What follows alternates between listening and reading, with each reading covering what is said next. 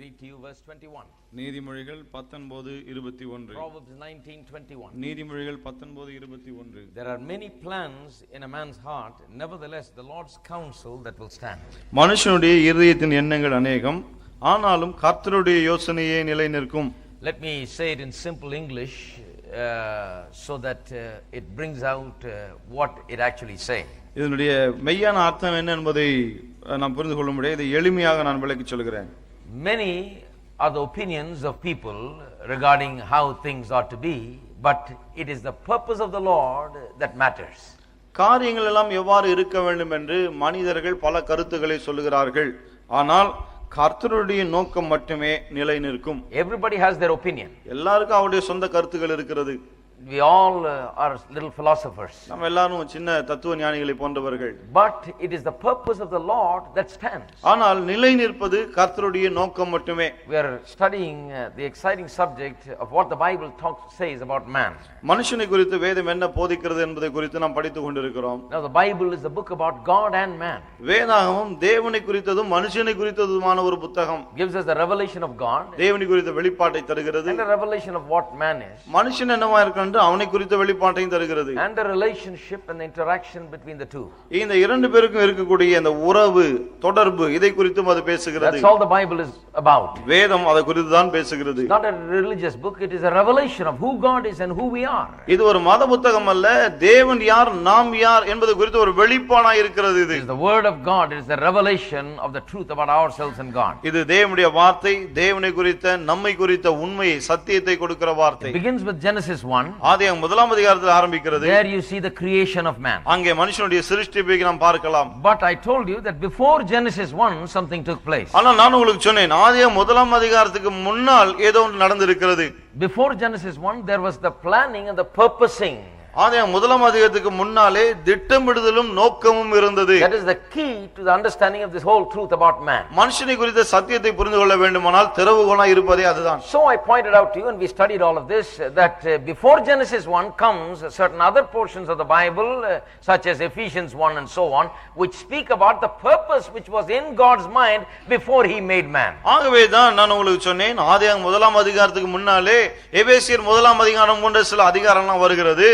அவைகள் மனுஷனை தேவன் உண்டாக்கும் முன்னர் அவனை குறித்து என்னவெல்லாம் நோக்கம் கொண்டிருந்தார் என்பதை நமக்கு எடுத்து காட்டுகிறது என்று சொன்னேன். In order to look at God's purposes you got to go to various places and bring them together and gather them and put them before Genesis 1. தேவனுடைய நோக்கங்களை புரிந்து கொள்ள வேண்டுமானால் பல்வேறு இடங்களிலே அதை குறித்து இருக்கிற எல்லா அதிகாரங்களையும் கொண்டு வந்து ஆதியாகமம் முதலாம் அதிகாரத்துக்கு முன்னாலே நாம் வைக்க வேண்டும். Genesis 1 is simply talking about what God did after he decided what he wanted to do.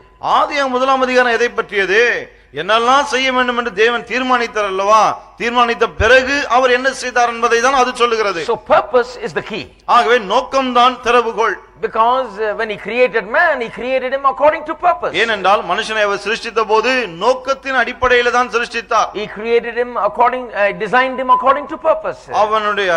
அவனுடைய நோக்கத்தின் அடிப்படையில் தான் அவனுக்கு வடிவத்தையே கொடுத்தார். Not only man, with everything God did everything with a purpose. மனுஷனை குறித்து மட்டுமல்ல, தேவன் எல்லாவற்றையுமே ஒரு நோக்கத்தோடு தான் அவ்வாறு செய்தார். Purpose was determined long before man was created. மனுஷன் சிருஷ்டிக்கப்படுவதற்கு வெகு நாட்களுக்கு முன்னரே நோக்கம் நிர்ணயிக்கப்பட்டு விட்டது. And after all the men speak their opinion about men and what they ought to be, about women what they ought to be, only the purpose of the Lord will stand.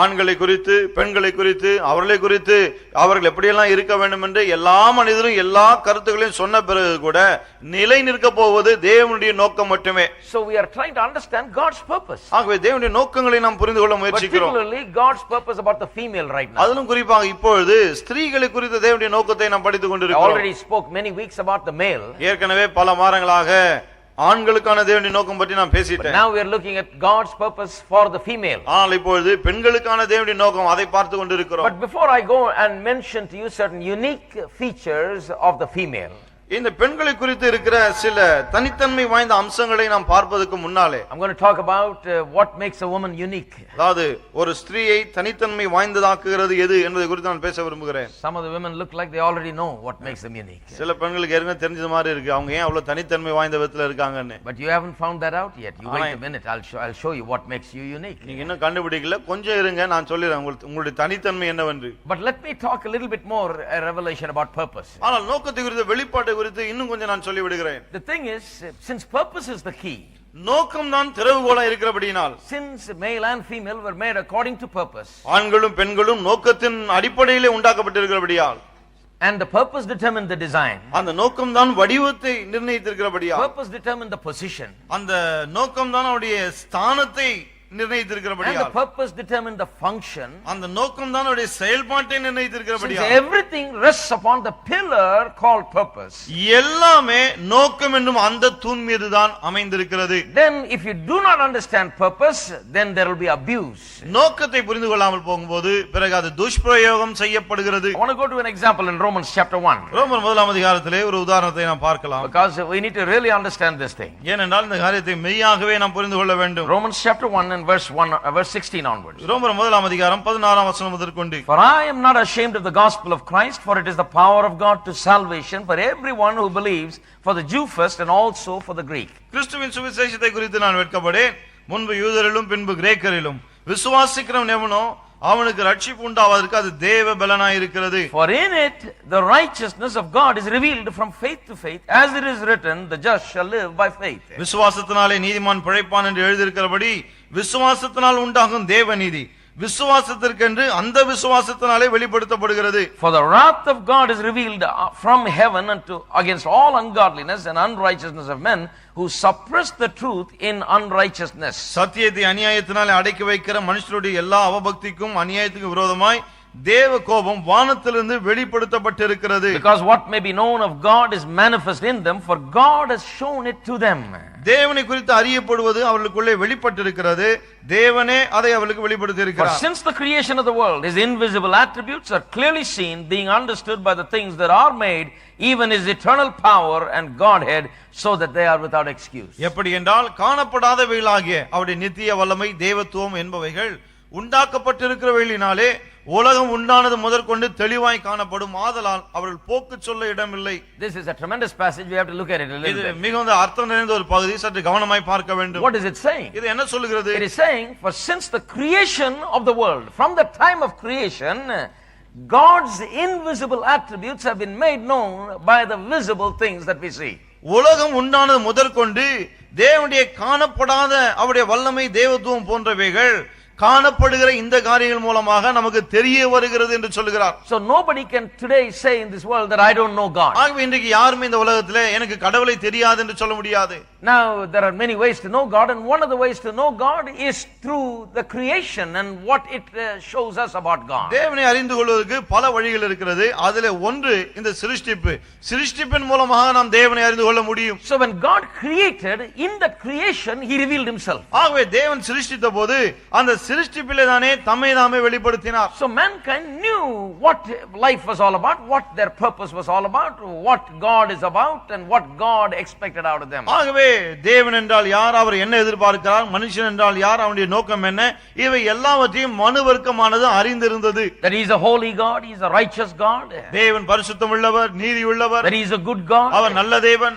Everything is known to the mankind from the creation itself. இது எல்லாமே மனுவர்க்கத்துக்கு சிருஷ்டிப்பின் முதற்கொண்டே தெரிய வந்துள்ளது. You look at the kind of provision made for man, மனுஷனுக்காக ஏற்படுத்தியிருக்கிற பராமரிப்பை the பார்க்கிறோம். garden, இந்த தோட்டத்தை, the life, அந்த வாழ்க்கையை, the rivers, அந்த நதிகளை, everything that was placed there. அங்கே வைக்கப்பட்டிருக்கிற எல்லாவற்றையும், That speaks something about God's heart and how good he is. இது எல்லாமே தேவனுடைய உள்ளத்தை குறித்து அவர் எவ்வளவு நல்லவர் என்பதை குறித்து பேசுகிறது. Everything that could be understood about God is understood from the creation itself, the Bible says. தேவனை குறித்து அறிந்து கொள்ள வேண்டிய காரியங்கள் எல்லாவற்றையும் வேதம் சொல்லுகிறது, சிருஷ்டிப்பிலிருந்தே நாம் அறிந்து கொள்ளலாம் என்று. God is unseen, but the visible creation shows us what this unseen God is all about. தேவன் காணக்கூடாதவர்தான், ஆனால் காணக்கூடிய இந்த சிருஷ்டிப்பு காணக்கூடாத தேவன் எப்படிப்பட்டவர் என்பதை நமக்கு வெளிப்படுத்துகிறது. But then the story goes on to tell us how, having known the truth about God and the things of God, that people chose to go the other way. பிறகு வசனம் என்ன சொல்கிறது?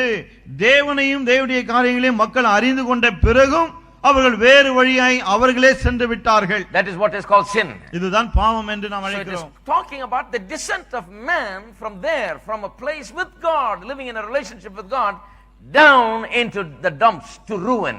ஆகவே இது எதை குறித்து பேசுகிறது? மனுஷன் தேவனோடு கூட மிக நெருக்கமாக இருந்தான், அந்த நிலையிலிருந்து அழிவின் நிலைக்கு இன்றைக்கு அவன் வந்து விட்டான் என்று சொல்லுகிறது. Look at verse 21. 21 ஐ கவனிப்போம். Because although they knew God, see it says they knew God, it's not that they did not know God. இது வேதம் சொல்லுகிறது அவர்கள் தேவனை அறியவில்லை என்று கிடையாது, அவர்கள் தேவனை அறிந்திருந்தார்கள். Although they knew God, அவர்கள் தேவனை அறிந்திருந்தும், although they knew God, அவர்கள் தேவனை அறிந்திருந்தும் they did not glorify him as God, nor were thankful, but became futile in their thoughts, and their foolish hearts were darkened. அவரை தேவன் என்று மகிமைப்படுத்தாமலும் ஸ்தோத்திரியாமலும் இருந்து தங்கள் சிந்தனைகளினாலே வீணரானார்கள். Professing to be wise, they became fools. உணர்வடையாத அவருடைய இருதயம் இருள் அடைந்தது, அவர் தங்களை ஞானிகள் என்று சொல்லியும் பைத்தியக்காரரானார்கள். Now why am I reading this? ஏன் நான் இதை வாசிக்கிறேன்? I'm reading this to show you that whenever purpose is ignored and rejected and you choose to live some other way, then you're going in the way of destruction and ruin. இதை ஏன் நான் வாசிக்கிறேன் என்று சொன்னால், எப்பொழுதெல்லாம் நோக்கம் நிராகரிக்கப்படுகிறதோ, நோக்கம் தள்ளப்படுகிறதோ, நோக்கம் வேண்டாம் என்று சொல்லி வேறு விதமாய் திரும்பிக் கொள்கிறார்களோ, அப்பொழுதெல்லாம் அது துஷ்பிரயோகம் செய்யப்படுகிறது. The Bible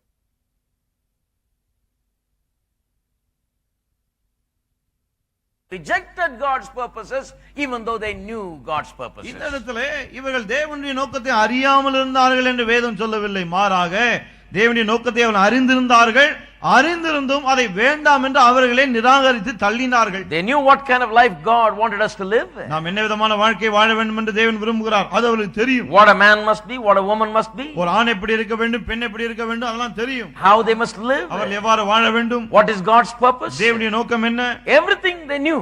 இது எல்லாவற்றையும் அறிந்திருந்தார்கள். Yet they chose to ignore God's purposes. என்றாலும் தேவனுடைய நோக்கங்களை நிராகரிக்கும்படியாக தான் அவர்கள் தெரிந்து கொண்டார்கள். Verse 23, and change the glory of the incorruptible God into an image of the made like corruptible man and birds and four-footed animals and creeping things. 23 அழிவில்லாத தேவனுடைய மகிமையை அழிவுள்ள மனுஷர்கள், பறவைகள், மிருகங்கள், ஊரும் பிராணிகள் ஆகிய இவைகளுடைய ரூபங்களுக்கு ஒப்பாக மாற்றினார்கள். Therefore God also gave them up to uncleanness in the lusts of their hearts to dishonor their bodies among themselves. இது நிமித்தம் அவர்கள் தங்கள் இருதயத்துள்ள இச்சைகளினாலே ஒருவரோடு ஒருவர் தங்கள் சரீரங்களை அவமானப்படுத்தத்தக்கதாக தேவன் அவர்களை அசுத்தத்திற்கு ஒப்பு கொடுத்தார்.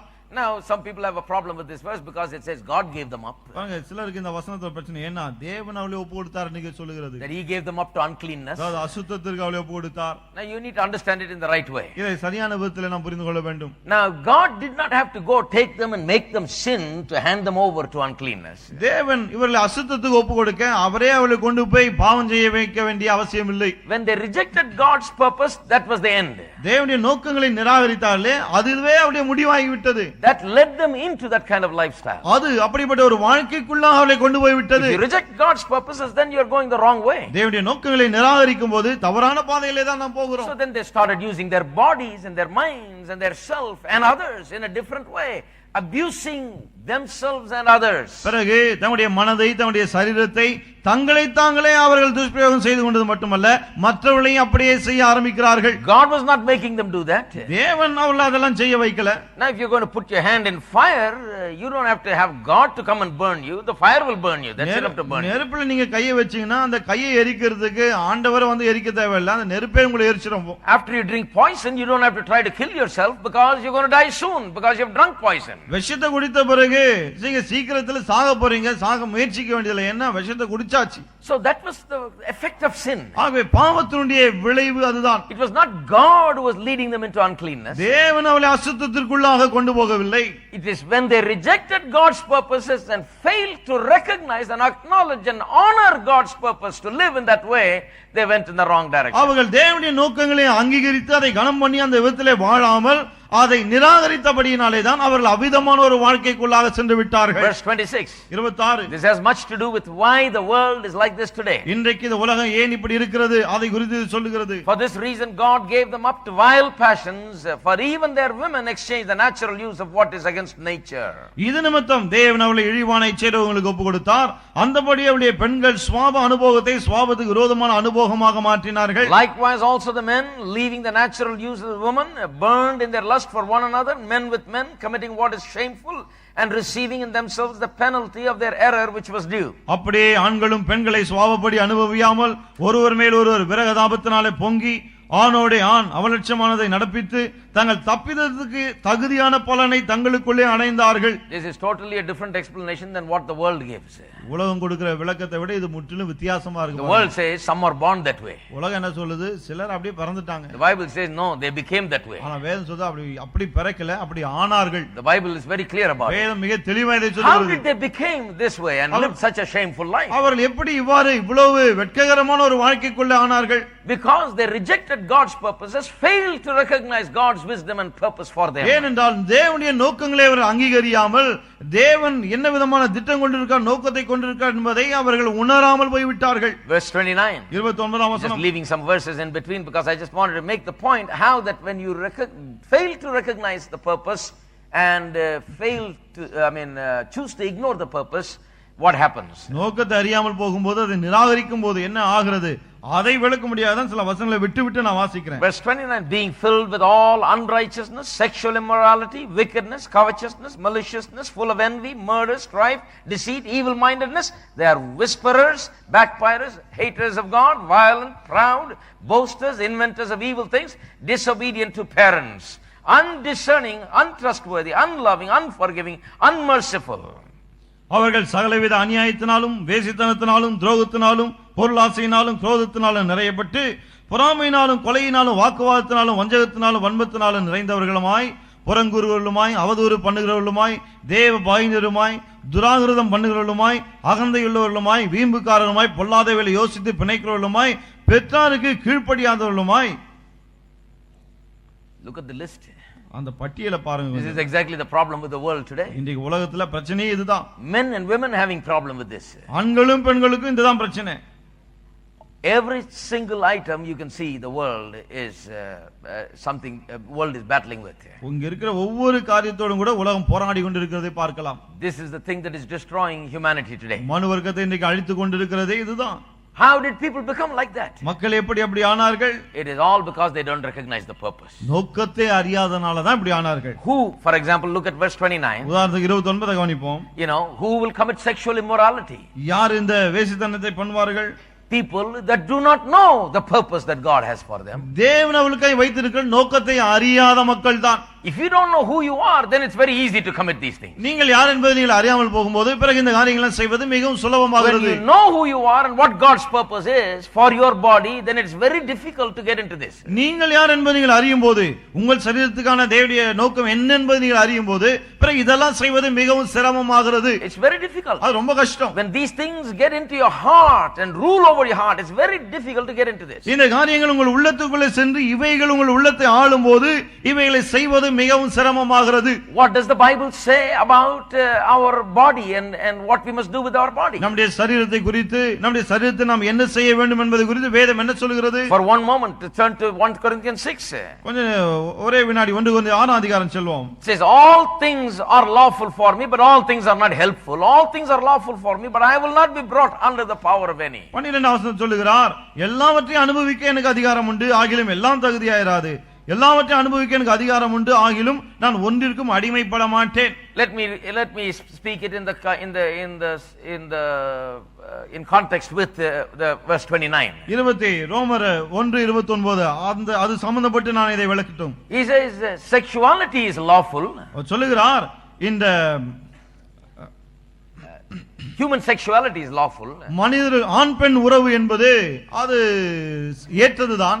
God created that. ஏனென்றால் தேவன் அதை உண்டாக்கினார். But not everything, he says all things are lawful for me but not all things are helpful. எல்லாவற்றையும் அனுபவிக்க அதிகாரம் உண்டு ஆனால் எல்லாம் தகுதியா இராது. You know what he is saying? அவர் என்ன சொல்ல தெரியுமா? All things are lawful for me, but I will not be brought under the power of any. எல்லாம் எனக்கு தகுதியா இருந்தாலும் எதனுடைய வல்லமைக்கும் அதிகாரத்துக்கு நான் அடிமைப்பட மாட்டேன். In other words, he is saying, even though it is lawful for me, it is for human being to enjoy it, I will not be brought under the power of that. I will enjoy it in the right context, in the right way, but never be a slave to it. அதாவது என்ன சொல்ல வருகிறார்? இதையெல்லாம் எனக்கு அனுபவிக்க அதிகாரம் இருந்தாலும் கூட அதனுடைய வல்லமைக்கு அதிகாரத்துக்கு நான் கீழ்ப்படிய மாட்டேன், நான் அடிமைப்பட்டு இருக்க மாட்டேன். மாறாக தகுதியான விதத்திலே நான் அதை அனுபவிப்பேன் என்று சொல்லுகிறார். A man who understands God's purpose says, yes, this is for mankind, this is for a man and a woman to enjoy, but I will do it only in the right way. தேவனுடைய நோக்கங்களை அறிந்து கொண்ட மனிதன், ஆம், மனுஷனுக்காக, ஆணுக்காக, பெண்ணுக்காக தேவன் இதை ஏற்படுத்தி வைத்திருக்கிறார் எனக்கு தெரியும், ஆகவே அதை தகுதியான விதத்திலே மட்டும்தான் நான் அனுபவிப்பேன் என்று அவன் சொல்லுவான். This is for human beings, a pleasure that was intended by God for human beings. இந்த இன்பமானது மனிதர்களுக்காகவே தேவனால் ஏற்படுத்தப்பட்ட ஒரு இன்பம் என்று அவன் சொல்லுவான். I think in this way some Christian churches have gone wrong. நினைக்கிறேன் இந்த விதத்துல சில கிறிஸ்தவ சபைகள் தவறு செய்து விட்டு. I have in my day heard spiritual churches preach against this kind of pleasure. என்னுடைய நாட்களில் நானே கேள்விப்பட்ட ஆவிக்குரிய சபைகள் இப்படிப்பட்ட இன்பம்லாம் கூடாது என்று அதை எதிர்த்து போதித்திருக்கிறார்கள். I believe that God has granted human beings some certain legitimate pleasures. மனிதர்களுக்கு சில தகுதியான இன்பங்களை தேவனே ஏற்படுத்தி வைத்திருக்கிறார் என்று நான் நம்புகிறேன். That's why there is a taste bud in our tongue. ஆகவே தான் நம்முடைய நாவுல அந்த ருசிக்கும் தன்மை இருக்கு பாருங்க. Otherwise you can just put the chicken 65 as a juice in an injection and inject it in your body. You don't need to put it in your mouth and taste it and say, you know. இல்லாட்டி chicken 65 நல்லா போட்டு கடிச்சு ருசியா இருக்குன்னு சொல்ல வேண்டிய அவசியமே இல்ல பாருங்க. ஒரு ஊசி மாதிரி அப்படியே ஏத்திக்கலாம் உள்ள. See, God wanted you to put it in your mouth and taste it and have the pleasure of it. அத வாயில வைத்து அதை அனுபவித்து அதை ருசித்து சாப்பிட வேண்டும் என்று தான் தேவன் விரும்புகிறார். That is lawful. அது தகுதியானது. But can you be a slave to eating? ஆனால் சாப்பாட்டுக்கு நாம் அடிமையாகி விட முடியுமா? Can you come under the power of that very food? அந்த உணவுக்கு நாம் அடிமைப்பட்டு போக முடியுமா? Even though food is lawful and required and it must be taken. உணவு நமக்கு தேவையானதுதான், தகுதியானதுதான், அதை நாம் சாப்பிட வேண்டும், உண்மைதான். But ஆனால் I got to do it in the right way. அது சரியான விதத்தில் நான் செய்தாக வேண்டும். Look at the next verse. அடுத்த வசனத்தை கவனிங்க. Food for the stomach and the stomach for the foods. வயிற்றுக்கு போஜனமும் போஜனத்துக்கு வயிறும் ஏற்கும். See, when God made the stomach, தேவன் இந்த வயிற்றை உண்டு பண்ணின போது, and God made the food, தேவன் உணவு உண்டு பண்ணின போது, He made the two very matching. ரெண்டும் ரொம்ப ஒரு மேட்சிங்கா உண்டாக்கிட்டார். Just like the male and the female are matching. எப்படி ஒரு ஆணும் பெண்ணும் மேட்சிங்கா இருக்காங்களோ, they just belong to one another. ரெண்டு பேரும் ஒருத்தருக்கு ஒருத்தர் ஏத்த மாதிரி இருக்காங்க. The woman was made for man. இந்த பெண் ஆணுக்காகவே உண்டாக்கப்பட்டார். Man was not meant to be alone. ஆணும் தனிமையாக இருக்கும்படி உண்டாக்கப்படவில்லை. Just like that the food and the stomach. அதுபோல தான் இந்த உணவும் வயிறும். Right? When you eat the food, உணவை சாப்பிடும்போது you know what happens? என்ன நடக்குது தெரியுமா? There are gastric juices in your body. உங்க சரீரத்திலே சில அமிலங்கள் இருக்கு. In your stomach. உங்களுடைய வயிற்றிலே. And the food reacts to it. அந்த அமிலம் அதுல படும்போது மாற்றங்கள் ஏற்படுகிறது. The foods have certain enzymes that when you swallow the food and it goes into your stomach, the food says, so nice, It just gets some kind of an effect happens there. அந்த உணவு வயிற்றுக்குள்ள போகும்போது வயிற்றுக்குள்ள ஏதோ ஒன்னு இருக்கு, அது அந்த உணவை ரசிக்கிறது, ருசிக்கிறது, அதன் விளைவா ஏதோ ஒன்னு உள்ள நடக்குது. So that's why we don't put the food in the shelf and display it. We take it and eat it. ஆகவே தான் சாப்பாட்டை ஷெல்ஃப்ல வச்சு பார்த்துட்டே இருக்குது இல்ல, அதை எடுத்து சாப்பிடுறோம். Food is for the stomach. ஏனென்றால் உணவு வயிறுக்கு ஏற்றது. They both are made for one another. ரெண்டு பேரும் ஒருத்தருக்காக ஒருத்தர் உண்டாக்கப்பட்டவர்கள். So the food goes in there. ஆகவே தான் உணவு உள்ள போகிறது. It works in there. உள்ள வேலை செய்கிறது. God has created the stomach to house the food, to break down its nutrients and to distribute it into our blood. God has made the stomach for the food. இந்த உணவை வயிறு ஏற்றுக்கொள்ள வேண்டும், அதை அது ஜீரணிக்க வேண்டும், அதே சக்தியை உடலுக்கு எல்லாம் அனுப்ப வேண்டும். இதற்காகவே தேவன் இந்த வயிறை உண்டு பண்ணி இருக்கிறார். And the food also, the plants and animals have certain, like I said, certain things in them, like enzymes in them that match that requirement of the stomach. பாருங்க, இந்த உணவு கூட அப்படிதான். இந்த மிருகங்களும் மற்ற காரியங்களும் செடி கொடிகளும் அவங்களுக்கு தேவையான அந்த enzymes. அப்படியே சொல்லுங்க enzymes. Some things cannot be translated, but we can understand it, I think. Food is made for the stomach. இந்த உணவு வயிறுக்காக உண்டாக்கப்பட்டிருக்கிறது. There are some things in the food that when it goes into the stomach, then only it begins to be useful. உணவிலே சில காரியங்கள் இருக்கிறது, அது வயிற்றுக்குள்ளே போகும்போதுதான் அது பிரயோஜனப்பட ஆரம்பிக்கிறது. So food must go into the stomach. ஆகவே உணவு வயிற்றுக்குள்ளே போய் ஆக And the வேண்டும். stomach must receive the food. வயிறு அந்த உணவை ஏற்றுக்கொள்ள வேண்டும். This is how God has made the stomach and the food for each other. இப்படியாதான் தேவன் இந்த வயிறும் உணவும் ஏற்கும்படி செய்திருக்கிறார். In a matching way. ரொம்ப மேட்சிங்கான விதத்திலே. But ஆனால் don't tell me, brother, the Bible says food for the stomach and stomach for the food, so I'm going to just take it and gulp it and fill it and come out with a big pot belly. வயிற்றுக்கு போஜனமும் போஜனத்துக்கு வயிறும் ஏற்கனவே வேதம் சொல்லிருக்கு brother. ஆகவே நிறைய அப்படியே உள்ள கொட்டி வயிறு பானை மாதிரி ஆகும்படி பண்ண போறேன்னு சொல்லறாதீங்க. When your stomach is hanging out here, வயிறு தனியா வெளியே தொங்கிட்டு இருக்கும்போது you can't see your shoes, கால்ல இருக்கிற ஷூ கூட பார்க்க முடியாது. then that means you have not understood God's purpose அப்படியானால் for the food உணவுக்கான and the stomach. உணவுக்கான உங்கள் வயிறுக்கான தேவனுடைய நோக்கத்தை நீங்க புரிந்து கொள்ளவில்லை என்ற அர்த்தம். See, the food is for the stomach, stomach is for the food, but God didn't mean that you let your thing hang out like this. வயிற்றுக்கு போஜனம் போஜனத்துக்கு வயிறு அது ஏற்கும். ஆனா வயிறு இப்படி வெளியே பெருசா தொங்கிட்டு இருக்கும்னு ஆண்டவர் சொல்லல. Because if you eat too much of the wrong thing, it's going to destroy you. ஏனென்றால் தவறான காரியங்களை அதிகமாய் சாப்பிட்டால் அது உங்களை அழித்து விடும். The person who eats the wrong things and grows like that and develops like that is a person who constantly ignores God's purposes and God's wisdom and God's design and God's whole purpose. இப்படி தவறான காரியங்களை சாப்பிட்டு விட்டு தன் வயிற்றை அப்படி வளர்த்துக் கொள்ளுகிற ஒரு ஆள் தன்னுடைய சரீரத்தை குறித்த தேவனுடைய நோக்கத்தை, தேவனுடைய ஞானத்தை, தேவனுடைய திட்டத்தை புரிந்து கொள்ளவில்லை என்றுதான் அர்த்தம். Is it wrong to eat? சாப்பிடுவது தவறா? No. கிடையாது. Is it wrong to eat nice food? நல்ல உணவை சாப்பிடுவது தவறா? No. கிடையாது. Everything has to be done in the right way to fit God's purposes. தேவனுடைய நோக்கங்களுக்கு பொருந்தினது போல எல்லாவற்றையும் சரியான விதத்திலே தான் நாம் செய்தாக வேண்டும். So when you get enlightened with that, you shape up. ஆகவே இந்த வெளிச்சம் வந்துருச்சுன்னா கரெக்ட்டா இருப்போம். Then when you're eating, you're conscious of God's purposes. சாப்பிடும்போது கூட தேவனுடைய நோக்கங்களை குறித்த எண்ணம் இருக்கும். So you're looking at the food, not only just something to be just thrown in, கொட்டிக்கிறதுன்னு பார்க்கிறது இல்ல. அது சாப்பாட்டை பாக்கும்போதே கொட்டிக்கிறதுன்னு பார்க்கிறது இல்ல. அத you look at it something nice, அது ரொம்ப அருமையான ஒன்றாய் பார்க்கிறீர்கள். thank God for it. அதுக்காக கர்த்தரை Eat ஸ்தோத்திரிக்கிறீர்கள். the right quantities of the right thing. சரியான காரியங்களை சரியான அளவு சாப்பிடுறீங்க. And look at your stomach also in the mirror.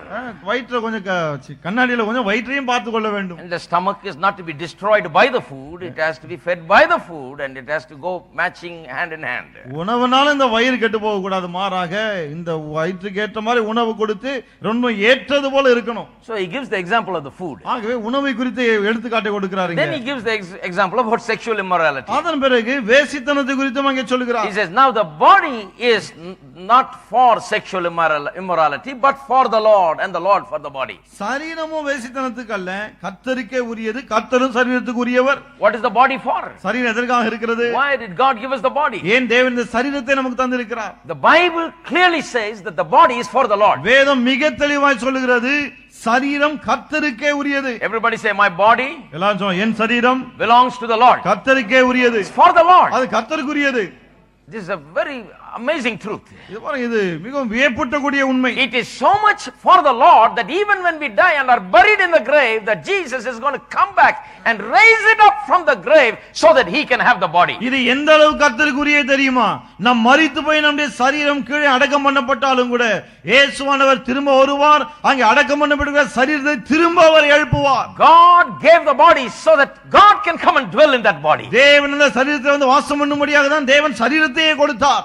So body belongs to the Lord. ஆகவே சரீரம் கர்த்தருக்குரியது. This is a tremendous, amazing truth. ஆகவே இது மிகவும் வியக்கத்தக்க ஒரு சத்தியம். So one cannot do anything with this body that will defile this holy temple. ஆகவே இந்த பரிசுத்தமான ஆலயத்தை தீட்டுப்படுத்தக்கூடிய காரியங்கள் எதையும் இந்த சரீரத்தை கொண்டு செய்யக்கூடாது. Now if a man, a Christian, will defile this body by some sexual immorality or anything else, ஒரு கிறிஸ்தவன் வேசித்தனத்தை கொண்டோ அல்லது வேற எந்த விதத்தில் இந்த சரீரத்தை தீட்டுப்படுத்துவானானால், then that means he has not understood what the body is for. பிறகு இந்த சரீரம் எதற்காக இருக்கிறது என்பதை அவன் புரிந்து கொள்ளவில்லை He has என்றுதான் not அர்த்தம். understood the holy nature of this body. இந்த சரீரத்தினுடைய பரிசுத்தமான தன்மையை அவன் புரிந்து கொள்ளவில்லை. If he understood the nature of this body, இந்த சரீரத்தின் தன்மையை அவன் புரிந்து கொண்டிருந்தால், how the Lord God is the owner of this body. இந்த சரீரத்துக்கு சொந்தக்காரர் தேவன் என்பதை புரிந்து கொண்டிருந்தார். How that it is something that is sanctified as a dwelling place of God. இது தேவன் வாசம் பண்ணக்கூடிய ஒரு பரிசுத்தமான ஸ்தலமாக்கப்பட்டிருக்கிறது என்பதை புரிந்து கொண்டிருந்தார். With that consciousness, it is very difficult to sin. அப்படிப்பட்ட ஒரு உணர்வு என்ன இருக்கும்போது பாவம் செய்வது சிரமமாகிறது. It's very difficult. ரொம்ப கஷ்டம் அது. Because it just won't let you rest like that. ஏனென்றா நீ அது போல இருக்க விடாது அது உங்களை. If a man is sinning and constantly living in sin and then going about it happily also, then that's something wrong. He doesn't understand God's purposes. ஒரு பாவம் செய்து கொண்டிருக்கானா, தொடர்ந்து செய்து கொண்டிருக்கானா, அத சந்தோஷத்தோடு செய்து கொண்டிருக்கானா, ஏதோ பிரச்சனை இருக்கு. ஏன்னா அவன் தேவனுடைய நோக்கங்களை புரிந்து கொள்ளவில்லைன்னு அர்த்தம். So understanding God's purpose is the key. ஆகவே தேவனுடைய நோக்கங்களை புரிந்து கொள்வதுதான் திறவுகோலாய் இருக்கிறது. Many years ago I heard a preacher was preaching to the young people. பல வருஷங்களுக்கு முன்னாலே ஒரு பிரசங்கியார் இளம் வாலிபர்களுக்கு பிரசங்கம் பண்ணிட்டு கொண்டிருந்தார். You know, in America, அமெரிக்காவில, you know, in there they go dating one another and they sit in a car pretty close to one another and all that. அமெரிக்கால வாலிபர்கள் இந்த டேட்டிங் போவது, கார்ல நெருக்கமா ஒருத்தரோட ஒருத்தர் உட்கார்ந்துட்டு இதெல்லாம் ரொம்ப சகஜம். So this man was saying, girls, put the Bible right between you and the man. ஆகவே இவர் சொன்னாரு, பெண்களே உங்களுக்கும் அவருக்கும் நடுவுல இந்த பைபிளை வச்சிருங்க. Matthew, Mark, Luke and John will be there.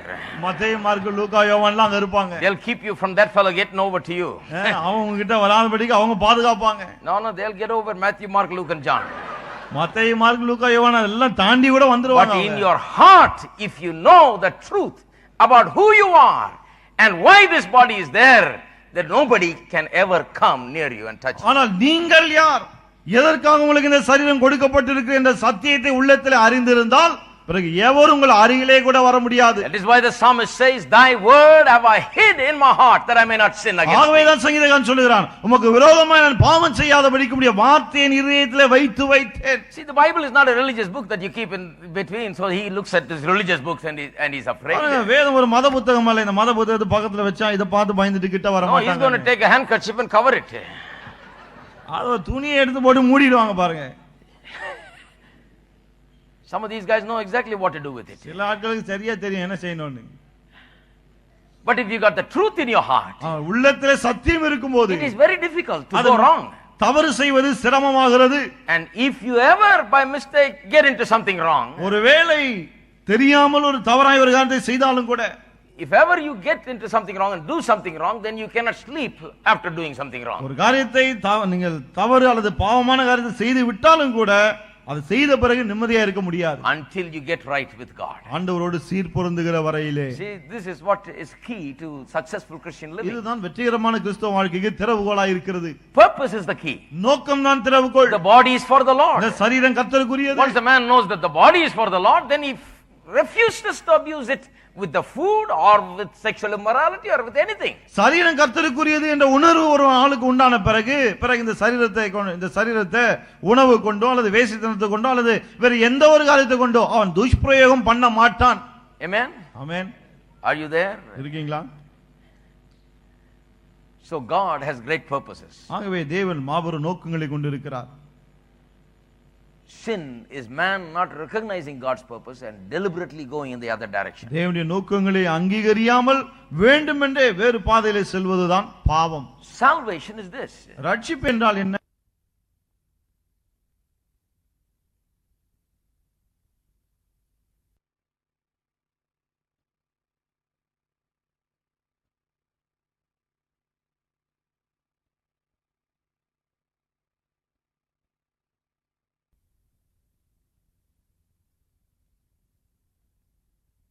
Direction where he goes into another direction. ரட்சிப்பு என்றால் என்ன?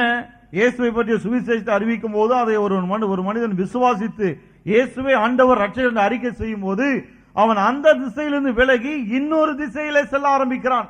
He begins to have a new life. ஒரு புதிய வாழ்க்கையை பெற்றுக்கொள்ள ஆரம்பிக்கிறான். How does this new life come about? இந்த புது வாழ்க்கை எவ்வாறு வருகிறது? In that very same book of Romans where Paul is talking about how men have rejected God's purposes and that's why they have become so low, live like animals. தேவனுடைய நோக்கங்களை நிராகரித்ததால் தான் மனுஷர் சில சமயத்தில் மிருகத்தை போல வாழ்கிறார் என்று பவுல் சொல்கிறாரே.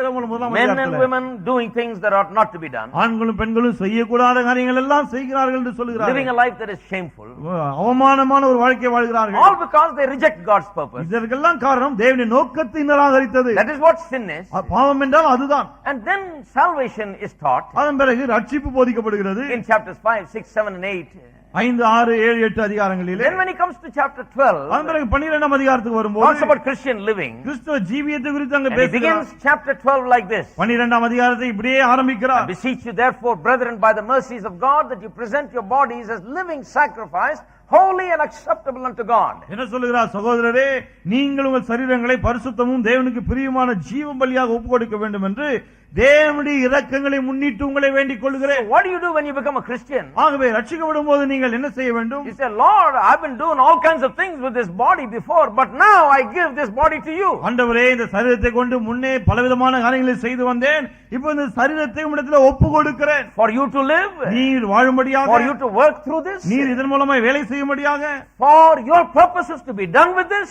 இதை கொண்டு உம்முடைய நோக்கங்கள் செய்யப்படும்படியாக. So he says, I beg you, brethren, present your bodies to God. ஆகவே சொல்ல, சகோதரரே, தேவனுக்கு சரீரங்களை ஒப்புக்கொடுங்கள் என்று வேண்டிக் கொள்ளுகிறேன். Why give it to God? ஏன் அதை தேவனுக்கு கொடுக்க Because the வேண்டும்? body is for the Lord. ஏனென்றால் சரீரம் கர்த்தருக்குரியது. Give it to the Lord. அதை கர்த்தருக்கு கொடுங்கள் என்று சொல்லுகிறார். That's what a successful Christian life is all about. வெற்றிகரமான கிறிஸ்தவ ஜீவன் என்று சொன்னால் அதுதான். Body is given to the Lord. சரீரம் கர்த்தருக்கு கொடுக்கப்படுகிறது. You are no more the owner of the body. இனி நீங்கள் அல்ல உங்கள் சரீரத்துக்கு You are சொந்தக்காரர். just the custodian of the body. இந்த சரீரத்திலே பாதுகாவலனை போல இருக்கிறீர்கள். But he is the owner of the body. ஆனால் அவர்தான் இந்த சரீரத்துக்கு உரிமையாளர். And then the very next verse, chapter 12 verse 2 says, பிறகு 12:2 சொல்கிறது, be not conformed to this world, but be ye transformed by the renewing of your mind, நீங்கள் இந்த so that you பிரபஞ்சத்துக்கு may know what is that good, acceptable and the perfect will of God. நீங்கள் இந்த பிரபஞ்சத்துக்கு ஒத்த வேஷம் தெரியாமல் தேவனுடைய நன்மையும் பிரியமும் பரிபூர்ணமான சித்தம் இனதென்று பகுத்தறியத்தக்கதாக உங்கள் மனம் புதிதாகிறதுனாலே மறுரூபமாகுங்கள் என்று சொல்கிறார். Not only do you give your body, he says, now be transformed in your mind. சரீரத்தை ஒப்பு கொடுப்பது மட்டுமல்ல, அவர் சொல்கிறார், இப்பொழுது நீங்கள் உங்கள் மனம் புதிதாகிறதுனாலே மறுரூபமாகுங்கள். Don't be conformed to this world. நீங்கள் இந்த பிரபஞ்சத்துக்கு ஒத்த வேஷம் தரிக்க வேண்டாம். What does that mean? அதனுடைய அர்த்தம் என்ன? It means the world thinks a certain way about what a man is. அது ஒரு மனுஷன் என்றால் என்ன என்று உலகம் ஒரு விதமா எண்ணுகிறது. ஆம்பளைனா என்னன்னு உலகம் சொல்லுது. The world has a definition. ஆம்பளைனா என்னன்னு உலகம் ஒரு கருத்து சொல்லுகிறது. ஆம்பளை has a mustache. ஆம்பளைனா ஒரு பெரிய மீசை இருக்கணும். மீசை இல்லாத ஆம்பளை என்ன ஆம்பளை? That's the world's philosophy. உலகத்தினுடைய தத்துவம் அது. மீசை எங்க? ஆம்பளையா நீ? So you have to have mustache. ஆக பெரிய மீசை வேணும். You got to have big muscles. புய பலம்லாம் வேணும்.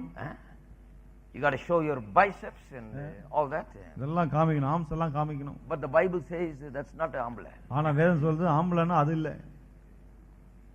Bible definition I've already given. I don't want to go over it. ஏற்கனவே வேதம் என்ன சொல்லுது நான் சொல்லிட்டேன், அதை திரும்ப சொல்ல விரும்பல. So get away from that definition, from that understanding, from that way of looking at you as a man, as a male. Start looking at you as the male that the Bible defines you to ஆகவே be. ஒரு ஆண் என்றால் என்னவென்று உலகம் விளக்கம் கொடுக்கிறதே, அந்த விளக்கத்தெல்லாம் விட்டு ஆண் என்றால் என்ன என்று வேற என்ன விளக்கம் கொடுக்கிறதோ அதை கவனியுங்கள். See, that's why I'm preaching this. அதனாலதான் இதை How பிரசங்கிக்கிறேன். are you going to be transformed by the renewing of your mind? உங்கள் மனம் புதிதாகிறதுனால எப்படி நீங்கள் மறுரூபமாக போகிறீர்கள்? Only when you come and hear the teaching of God's word and begin to know what the Bible says, what God says about what a man is, then you reject all the other ideas and take on this new thing that God says. ஒரு ஆண் என்றால் என்ன என்று தேவன் என்ன சொல்லுகிறார், வேதம் என்ன சொல்லுகிறது, அதை குறித்த போதனைகளை நீங்கள் கேட்கும் போதுதான் ஆணை குறித்து உலகம் கொடுக்கிற விளக்கங்களாம் வேண்டாம் என்று நீங்கள் சொல்ல முடியும். It's not the modern definitions that are right. You got to go back all the way before Genesis 1, find out what God says and hold on to that.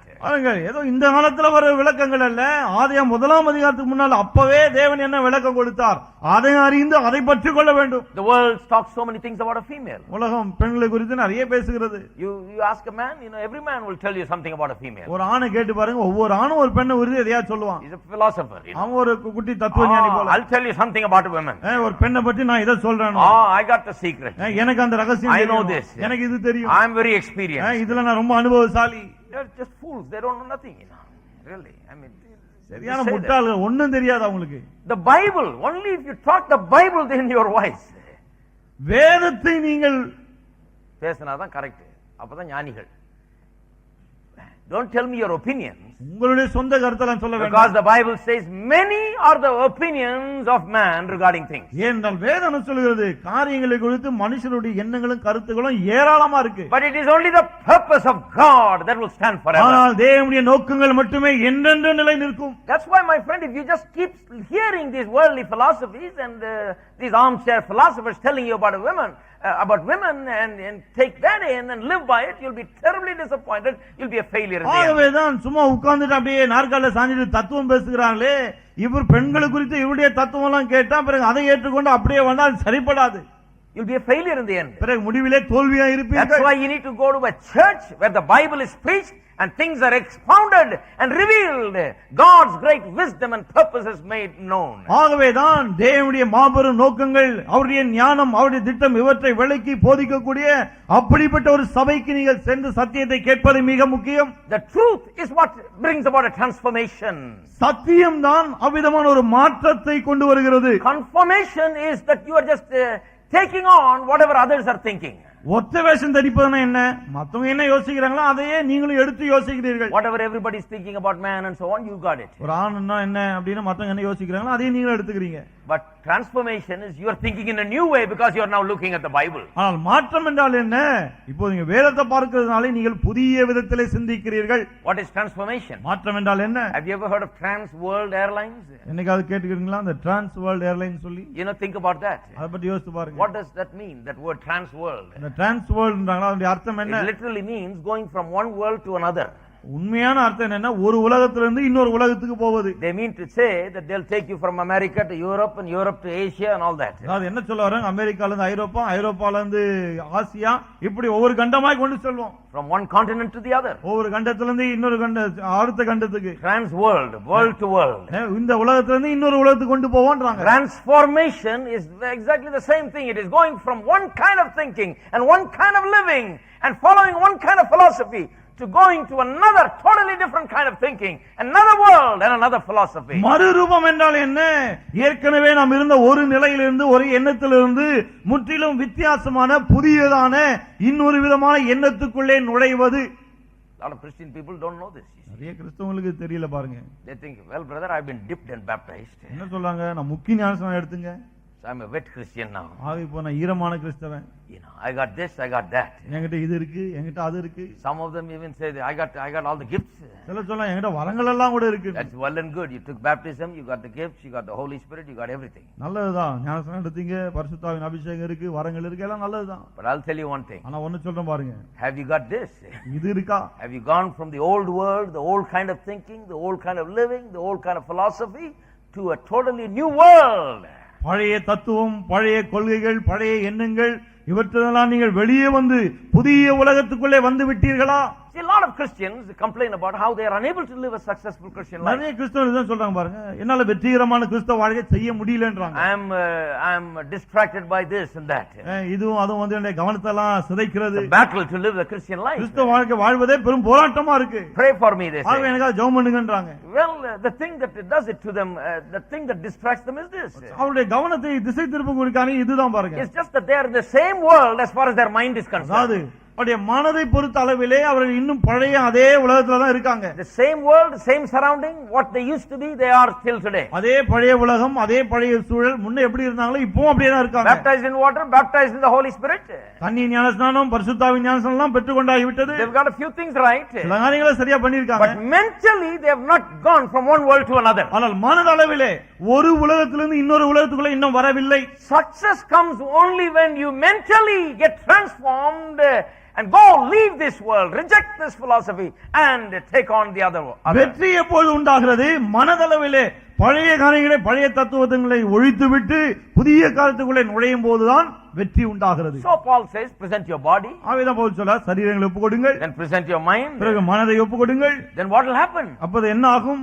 then you will know the perfect will of God. தேவனுடைய பூரணமான பரிபூரணமான சித்தத்தை அறிந்து கொள்வீர்கள். I'll say it like this. அத நான் எப்படி சொல்றேன் Then பாருங்க. you will understand the full purposes of God for you. பிறகு உங்களுக்கான தேவனுடைய முழுமையான நோக்கங்களை முழுமையாய் நீங்கள் அறிந்து கொள்வீர்கள். When you get your mind transformed, you'll know God's purposes. உங்களுடைய மனம் மறுரூபமாகும் போது தேவனுடைய நோக்கங்களை நீங்கள் அறிந்து You're கொள்வீர்கள். sitting here week after week, something must be happening, otherwise you won't be here. This many people won't be here. நீங்கள் வார வாரம் இங்க வந்து உட்கார்ந்து இருக்கிறீர்கள் அப்படின்னு சொன்னா உங்களுக்குள்ள ஏதோ ஒன்று நடந்திருக்க வேண்டும், இல்லாட்டி இத்தனை பேர் இங்க வர மாட்டீர்கள். Some people think I'm giving something to.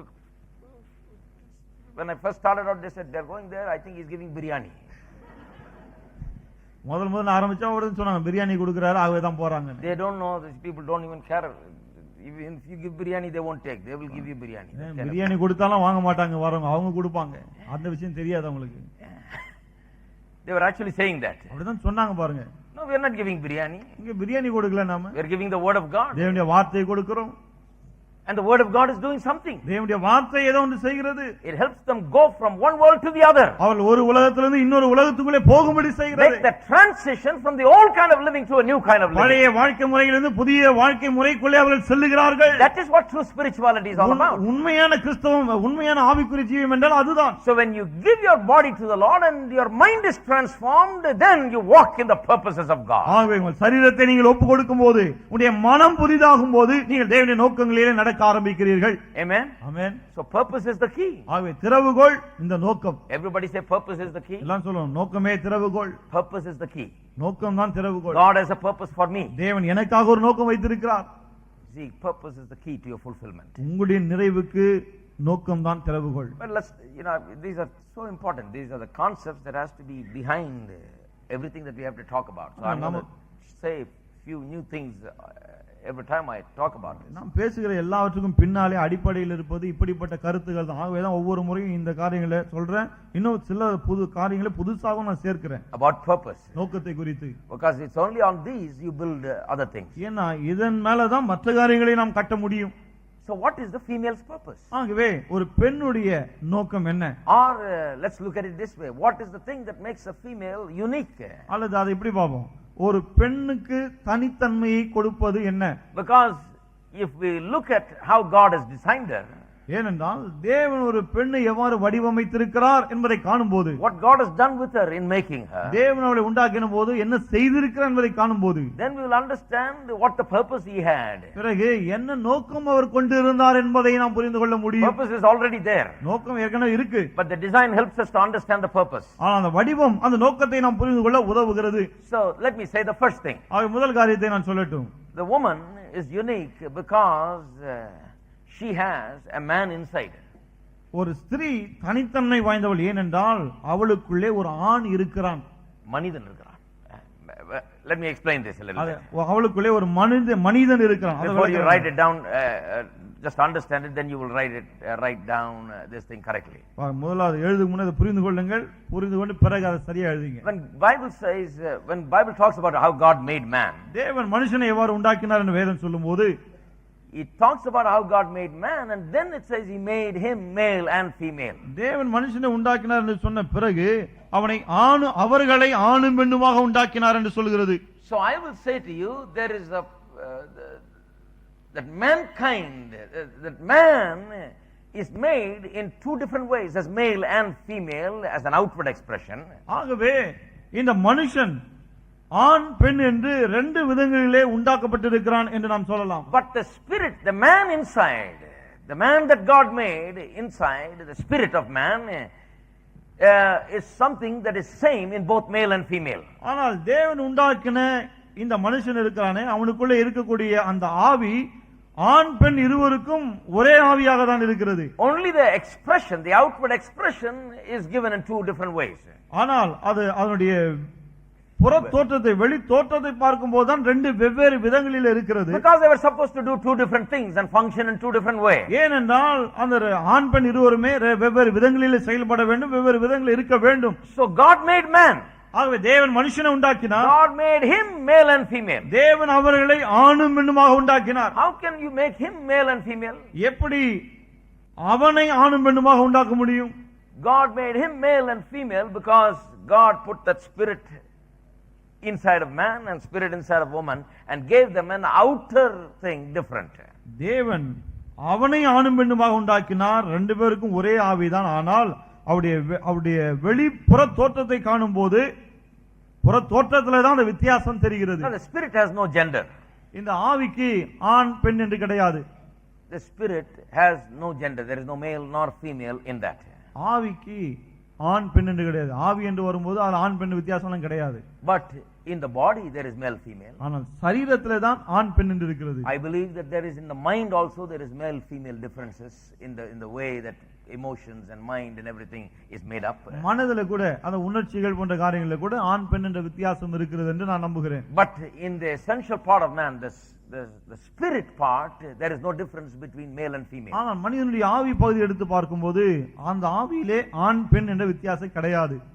So the spirit part is the one that is in connection with God, in contact with God. ஆகவே இந்த ஆவி பகுதி தான் தேவனோடு கூட உறவும் ஐக்கியமும் கொண்டிருக்கிறது. It is through the spirit of man that man contacts God. மனுஷனுடைய ஆவியின் மூலமாக தான் தேவனோடு கூட தொடர்பு கொள்கிறான். With the body he contacts the world. இந்த உலகம் சரீரத்தோடு தொடர்பு கொள்கிறது. I feel cold and hot through this body. I feel and know it. இந்த சரீரத்தின் மூலமாக தான் குளிர்கிறதா அல்லது அனலா இருக்கா இதெல்லாம் நான் அறிந்து உணர்ந்து கொள்கிறேன். Because this body is in contact with the world and the environment. ஏனென்றால் இந்த சரீரம் இந்த உலகத்தின் சூழலோடு கூட தொடர்பு கொண்டிருக்கிறது. So the body is world conscious. ஆகவே இந்த சரீரம் உலகத்தை குறித்த உணர்வு கொண்டிருக்கிறது. The mind or the soul is self conscious. ஆனா அந்த மனம் இருக்கிற இந்த ஆத்துமா இது தன்னை குறித்த உணர்வோடு இருக்கிறது. Here is where my likes and dislikes are found. இந்த இடத்திலே தான் என்னுடைய விருப்பு வெறுப்புகள் எல்லாம் காணப்படுகிறது.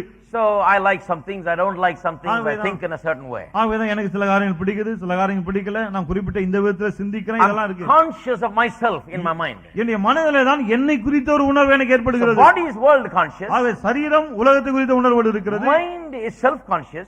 மனம் தன்னை குறித்த உணர்வோடு இருக்கிறது. The spirit is God conscious. ஆனால் ஆவியோ தேவனை குறித்த உணர்வோடு இருக்கிறது. Just like with my body I can know the world and the environment. இந்த சரீரத்தை கொண்டு இந்த உலகத்தின் சூழலை அறிந்து கொள்கிறேன். Just like I can tell by my body whether it's hot or cold outside. என் சரீரத்தை கொண்டு வெளியே அனலா இருக்கா குளிருதா நான் எப்படி சொல்ல முடியுமோ? By my spirit I can tell you whether God is there or not. அதே போல என்னுடைய ஆவியிலே நான் சொல்லிவிட முடியும் தேவன் இருக்கிறாரா இல்லையா என்று. God is an unseen God. தேவன் காணக்கூடாதவர். And I am an unseen person living in this body. நானும் காணக்கூடாதவன் தான், ஆனால் இந்த சரீரத்திலே வாழ்ந்து கொண்டிருக்கிறேன். I am a spirit. நான் ஒரு ஆவியா இருக்கிறேன். I am living in a body, I have a mind. நான் ஒரு சரீரத்திலே வாழ்கிறேன், எனக்கு ஒரு மனம் இருக்கிறது. So I know God not by my body, I know God by my spirit. ஆகவே நான் தேவனை என் சரீரத்தை கொண்டு அல்ல என் ஆவியை கொண்டு அறிகிறேன். So the spirit of man is the same in the man and the woman. ஆகவே மனுஷனுடைய ஆவி என்று வரும்போது அந்த ஆவி ஆணுக்கும் பெண்ணுக்கும் அதே ஆவியாக தான் இருக்கிறது. That is why the woman, it doesn't matter if it's a woman, she can worship the Lord, she can praise the Lord, she can do all kinds of things as far as a relationship with the Lord.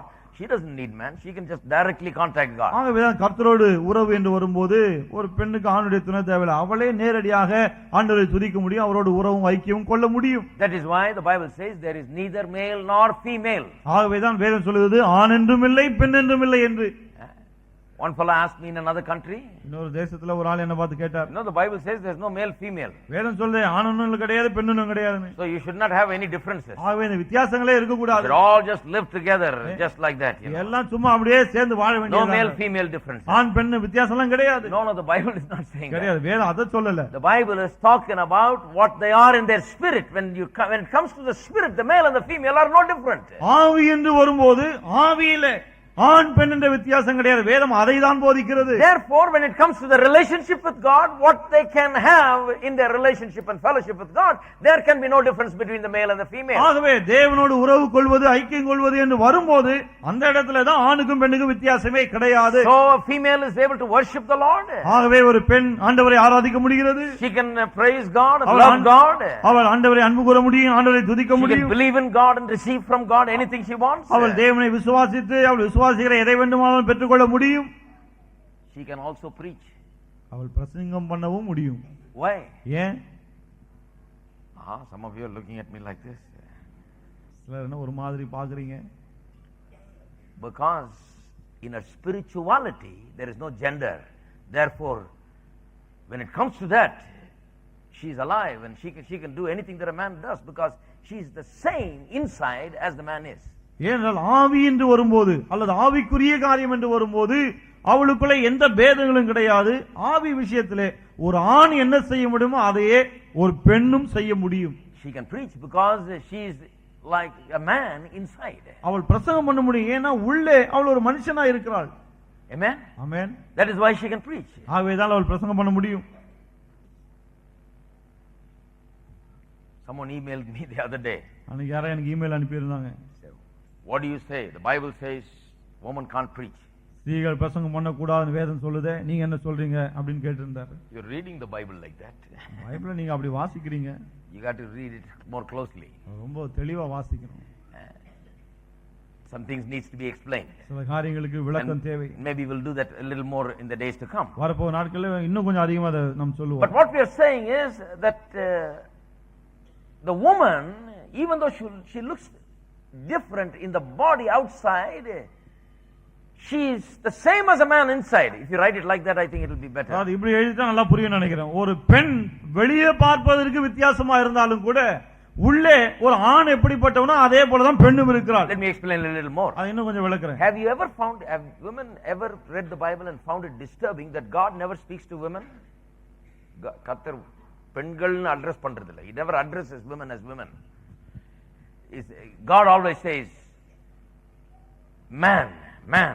தேவன் எப்போதுமே மனுஷன் என்று அந்த வார்த்தையை தான் But you பயன்படுத்துறார். understand, when he says man, it means both man and woman. ஆனால் மனுஷன் என்று தேவன் சொன்னாலும் அவர் ஆண் பெண் ரெண்டு பேரையும் தான் குறிப்பிடுகிறார் என்பது நமக்கு புரிகிறது. Whosoever shall believe.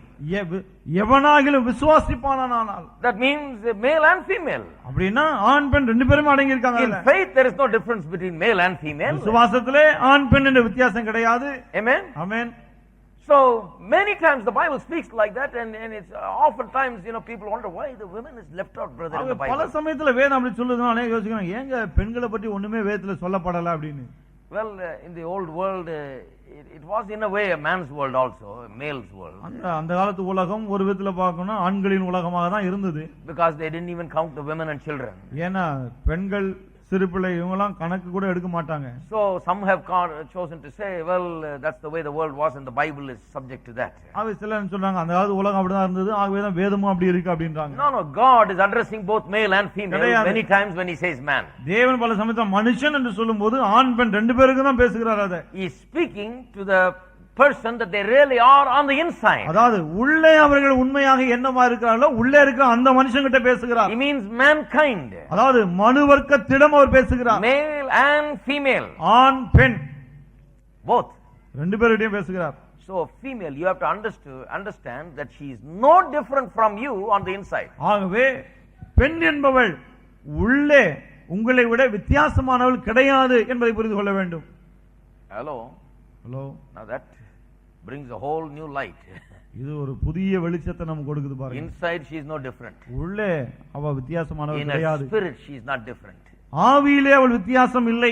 In her mentality, in her emotions and things that are different. அவளுடைய மனதிலே மனப்பக்குவத்திலே மற்ற காரியங்களிலே அந்த வித்தியாசங்கள் இருக்கலாம். Certainly in the body there is a difference. நிச்சயமா சரீரத்திலே வித்தியாசம் இருக்கு. But not in the spirit. ஆனால் ஆவியிலே அது கிடையாது. And we cannot effectively relate to women as men. I'm not talking about just husband and wife. As men, we will be unable to relate to women effectively if we do not understand that they are just like us inside. உள்ளே பெண்களும் ஆண்களை போல தான் இருக்கிறார்கள் என்பதை நாம் உணராவிட்டால் பிறகு அந்த பெண்களோடு கூட நாம் பெண்களோட சரியா டீல் பண்ண முடியாது நம்மளால. வெறும் புருஷன் பொண்டாட்டியை டீல் பண்றது இல்ல, எல்லா பெண்களும் எல்லா ஆண்களையுமே சொல்றேன். If you do not understand that she is like a man on the inside, பெண் உள்ளே ஒரு ஆணை போலதான் இருக்கிறாள் என்பதை புரிந்து கொள்ளாவிட்டால், that she is no different from you on the inside, உள்ளே எனக்கு அவளுக்கு வித்தியாசம் கிடையாது என்பதை அறியாவிட்டால், then you will not be able to deal with her. பிறகு அவளோடு சரியான விதத்தில் இடைப்பட முடியாது. So that is why people have a problem. ஆகவேதான் மக்களுக்கு பிரச்சனை பாருங்க. One fellow was so angry because How come, brother, she's prophesying, God is using her? ஒருத்தருக்கு பயம் இருக்கும், எப்படிங்க அது ஆண்டவர் அவங்கள பயன்படுத்துறாரு, அவங்க தீர்க்கதரிசனம் சொல்றாங்க. She's just a woman. அவன் பெண்ணு தானே அவன். Doesn't matter, a woman can prophesy. கிடையாது, ஒரு பெண்ணும் தீர்க்கதரிசனம் சொல்லலாம். Because that is an activity that involves the spirit of the woman. ஏனென்றால் அந்த வேலை வந்து அந்த பெண்ணுடைய ஆவியிலிருந்து வெளிவருகிற ஒரு வேலை. There is no difference between the spirit of the woman and spirit of man. ஒரு ஆணுடைய ஆவிக்கும் பெண்ணுடைய ஆவிக்கும் வித்தியாசமே கிடையாது. In spirituality there is no difference. ஆவிக்குரிய தன்மையிலும் எந்த வித்தியாசம் கிடையாது. That is why some people are upset when they hear Joyce Meyer preaching so good. ஆவேதான் ஜாய்ஸ் மேயர் அவ்வளவு அற்புதமா பிரசங்கம் பண்ணத கேட்டா சில ஆட்களுக்கு கோபம் வருது. She really gives it to them. ஏன்னா நல்லா வாங்குறாங்க வெச்சு. நாங்க ஆம்பளை மாதிரி பேசுறாங்க அந்த அம்மா. உள்ள ஆம்பளை மாதிரிங்க, அதனால தான் அப்படி பேசுறாங்க. She is inside, she is like a man. உள்ள ஆம்பளை மாதிரி அது வாங்குறாங்க. In a relationship with God, she is totally equal to another man of God, a great man of God, or anybody. தேவனோட உறவு ஐக்கியம் என்று வரும்போது இன்னொரு பெரிய தேவ மனுஷன் இருக்கலாம், அவங்கள போலவே இவர்களும் இருக்க முடியும். Some people automatically they think if she is a woman she must be just a few steps down here. சில ஆட்கள் இப்படி தானா யோசிக்கிறாங்க பாருங்க, பெண்ணுன்னா கொஞ்சம் அப்படிதான் இருக்கணும். Because God doesn't use women as good as he uses men. ஏன்னா ஆண்களை பயன்படுத்துற மாதிரி ஆண்டவர் பெண்களை பயன்படுத்துறது இல்ல. But that makes you very ineffective in your dealings with the women. இப்படி நீங்க இருக்கும்போது பெண்களோடு கூட டீல் பண்றது என்று வரும்போது கொஞ்சம் உங்களுக்கு சங்கடம் பிரச்சனை தான். So the first thing that you need to understand about the woman, ஆகவே பெண்களை குறித்து நீங்கள் அறிந்து கொள்ள வேண்டிய முதலாவது காரியம், that's inside she is a man. உள்ளே அவள் மனுஷனா இருக்கிறாள். Hello, are you there? இருக்கீங்களா? Inside she is a man. உள்ளே அவள் மனுஷன். Your mother is like that. உங்களுடைய தாயும் அப்படிதான். Your wife is like that. உங்களுடைய மனைவியும் அப்படிதான். Your sister is like that. உங்களுடைய சகோதரியும் அப்படிதான். All women are like that. எல்லா பெண்களும் அப்படிதான். Inside she is a man. உள்ளே அவர்கள் மனுஷனா இருக்கிறார்கள். There is no difference. அதுல வித்தியாசம் கிடையாது. Now go to 1 Peter chapter 3 and we'll read this and just touch on it and close and then we'll continue next week. 1 பேதுரு 3 அதிகாரம் போவோம், இத வாசிப்போம், கொஞ்சம் இத பத்தி பேசுவோம், அடுத்த வாரம் தொடருவோம். Husbands likewise dwell with them, that is with your wives, with understanding, giving honor to the wife as to the weaker vessel and as being heirs together of the grace of life, that your prayers may not be hindered. 3:7. 1 Peter 3:7. 1 பேதுரு 3:7. அந்தபடி புருஷர்களே, மனைவியானவள் பலவீன பாண்டமாய் இருக்கிறபடியினால் உங்கள் ஜெபங்களுக்கு தலைவராதபடிக்கு நீங்கள் விவேகத்தோடு அவளுடனே வாழ்ந்து உங்களுடனே கூட அவர்கள் நித்திய ஜீவனாகி கிருபையை சுதந்திரித்துக் கொள்ளுதலாய் இருக்கிறபடியினால் அவளுக்கு செய்ய வேண்டிய கனத்தை செய்யுங்கள். Now husbands deal with your wives with understanding, it says. சொல்றார், புருஷர்களே உங்கள் மனைவியோடு அறிவோடு வாழுங்கள். Giving honor to the wife. மனைவிக்கு செய்ய வேண்டிய கனத்தை செய்யுங்கள். But then it says as to the weaker, as if she is a weaker vessel. சொல்லுகிறார், மனைவியானவள் பலவீன பாண்டமாய் இருக்கிறபடியினால் என்று. Now this is something that many people take and say, see, the Bible says she is a weaker vessel. இத நிறைய பேர் எடுத்து சொல்றாங்க, பாருங்க வேதமே சொல்லுது பெண் பலவீனமான பாண்டம் அப்படி. What does it mean when it says she is a weaker vessel? பெண் பலவீன பாண்டம் என்று சொல்லும்போது அவர் என்ன சொல்ல வருகிறார்? People say, well, she is just weaker than man in mental, in mind and body in every way.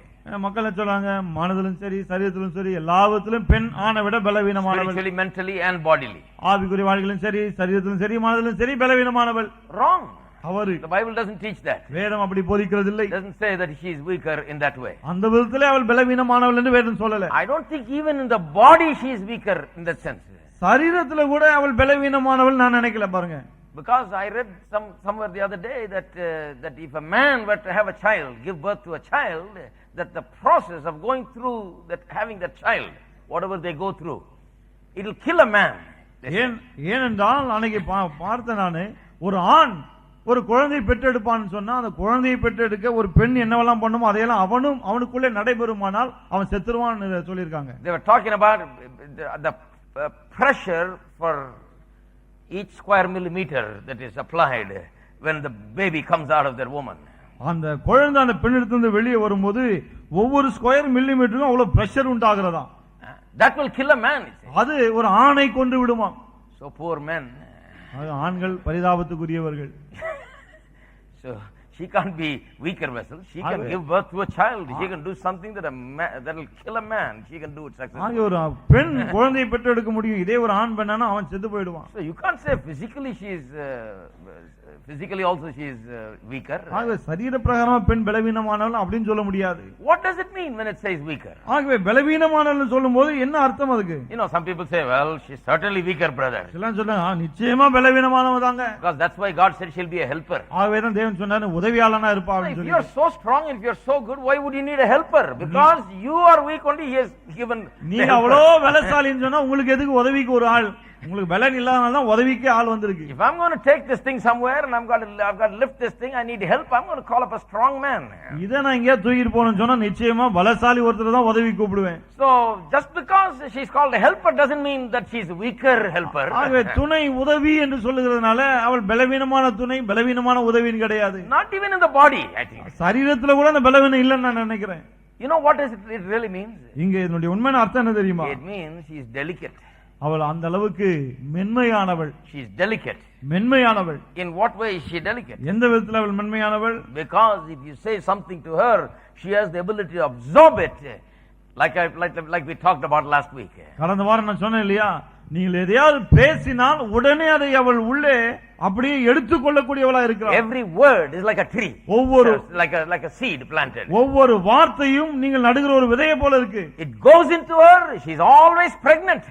உள்ளே போகிறது அது, எப்போதும் அவள் ஒரு கர்ப்பிணியாவே இருக்கிறாள். She is not just pregnant with a child, she is pregnant with the words the man says to her. குழந்தையினால கர்ப்பிணி கிடையாது, ஒரு ஆண் சொல்லுகிற ஒவ்வொரு வார்த்தையினாலும் அவள் கர்ப்பிணியா இருக்கிறாள்.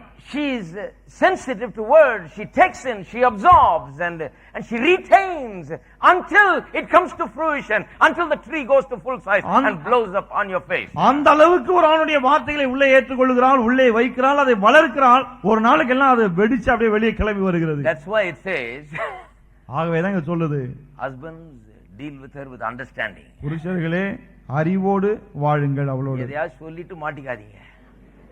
Because your word is like a seed, it goes inside of her. ஏன்னா உங்களுடைய வார்த்தை விதையை போல அவளுக்கு உள்ள போகிறது. It's going to grow and blow up on your face. அது வளர்ந்து உங்க முகத்துல தான் வந்து விழ போகுது. So like I said, you say something today, 3 months later she says, you said that. ஆகவே நான் சொன்னேன் அன்னைக்கு, இன்னைக்கு ஒன்று சொன்னீங்கன்னா 3 மாசம் கழிச்சு அது வெடிக்கும். அன்னைக்கு அப்படி சொன்னீங்களேன்னு. So when you open your mouth and speak, always think that you're sowing. ஆகவே வாயை திறந்து பேசும்போதெல்லாம் இதை நினைச்சீங்க, நம்ம விதைக்கிறோம். Whatever a man shall sow, that he will reap. ஒரு மனுஷன் எதை விதைக்கிறானோ அதே அறுப்பான். Be not deceived. God is not mocked. மோசம் போகாதிருங்கள், தேவன் தம்மை பரியாசம் பண்ண விட்டார். Whatever you sow, you reap. நீங்கள் எதை விதைக்கிறீர்களோ அதை அறுப்பீர்கள். If you sow a little, you'll reap a little. கொஞ்சமா விதைச்சீங்கன்னா கொஞ்சமா அறுப்பீங்க. You sow much, you'll reap much. நிறைய விதைச்சா நிறைய அறுப்பீர்கள். Give and it shall be given unto you. கொடுங்கள், அப்போது உங்களுக்கு கொடுக்கப்படும். Good measure, pressed down, shaken together, running over. அமுக்கி குலுக்கி சரிந்து விழும்படி நன்றாய் அளந்து. The same measure you measure, it will be measured back to you. நீங்கள் எந்த அளவினால் அளக்கிறீர்களோ அதே.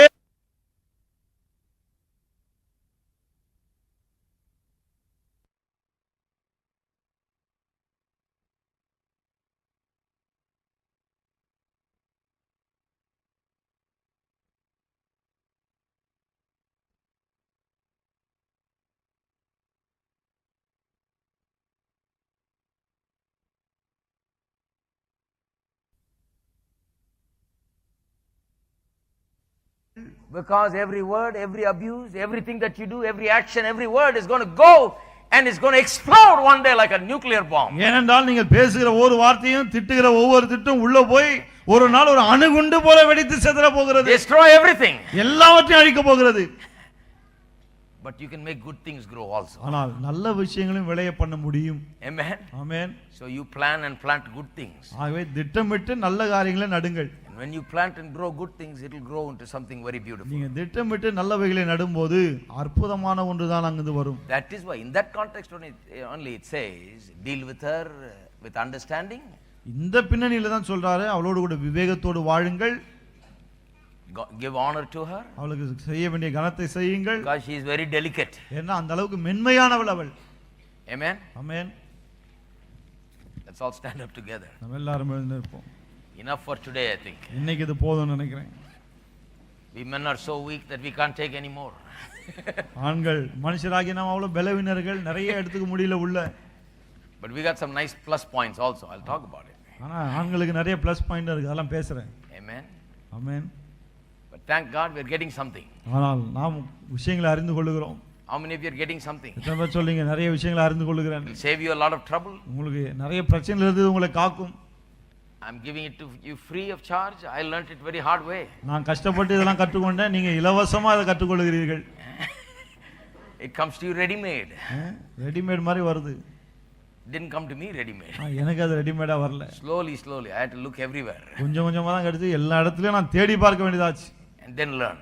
பிறகு கற்றுக்கொண்டேன். But thank God we can come here and learn this. கர்த்தருக்கு ஸ்தோத்திரம். நாம இங்க வந்து கற்றுக்கொள்ள Let's முடிகிறது. lift up our hands and thank God. கரங்களை உயர்த்தி கர்த்தருக்கு நன்றி சொல்வோம். Hallelujah. Hallelujah. Thank you, Jesus.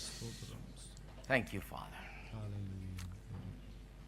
Thank you, Jesus. Hallelujah. Father God, in the name of Jesus we come. பிதாவாகிய தேவனே, இயேசுவின் நாமத்தில் உம்முடைய வருகிறோம். Thank you for your word. இந்த வார்த்தைக்காக உமக்கு ஸ்தோத்திரம். Thank you for what you're doing among us. நீர் எங்கள் மத்தியிலே செய்து கொண்டிருக்கிற காரியங்களுக்காக உமக்கு ஸ்தோத்திரம். Thank you for the revelation of the things of God. தேவனுடைய காரியங்களை குறித்த வெளிப்பாட்டுக்காக உமக்கு ஸ்தோத்திரம். Thank you for the truth sets us free. சத்தியங்களை விடுதலையாக்குகிறபடியால் ஸ்தோத்திரம். To become and to be what you have intended for us to be. நாங்கள் எவ்வாறு இருக்க வேண்டும் என்று நீர் விரும்புகிறீரோ அப்படியே நாங்கள் இருக்கும்படிக்கு Let all our wrong opinions go out of our lives. எங்களுடைய தவறான எண்ணங்களும் கருத்துகளும் எங்களை விட்டு விலகி போகட்டும் ஆண்டவரே. And may our minds and hearts be filled with the purposes of God. எங்களுடைய உள்ளங்களும் மனங்களும் தேவனுடைய நோக்கங்களினால் நிறையப்படட்டும். With the purposes of God. தேவனுடைய நோக்கங்களினால். We give you all the glory and honor and praise. எல்லா துதி கன மகிமை உமக்கே செலுத்துகிறோம். In Jesus' name we pray. இயேசுவின் நாமத்திலே ஜெபிக்கிறோம். Amen. Amen. Let's sing this song. இந்த பாடலை பாடுவோம், பிறகு நாம் கலந்து செல்லலாம். We'll continue next week with it. இந்த போதனைகளை அடுத்த வாரம் நாம் தொடர்ந்து We're going to look at some more unique features of the woman. ஸ்திரீனுடைய தனித்தன்மை வாய்ந்த காரியங்கள் என்ன என்பதை குறித்து மேலும் சில காரியங்களை நாம் பார்க்க போகிறோம். We'll give him all the praise, all of the praise.